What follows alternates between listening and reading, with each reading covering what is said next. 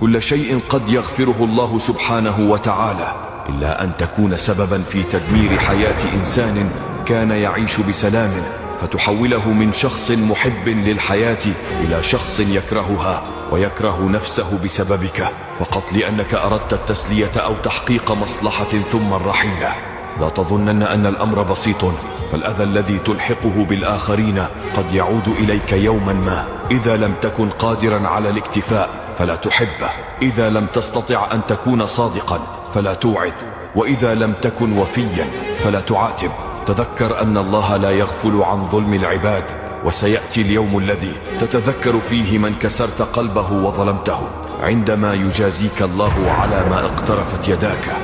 كن حذرا في تصرفاتك مع الآخرين، فالحياة تدور، وما تفعله اليوم قد يعود إليك غدا. لا تكن سببا في كسر قلب أو تدمير روح، بل كن رحيما صادقا ووفيا، فالأثر الذي تتركه في حياة الناس سيظل شاهدا عليك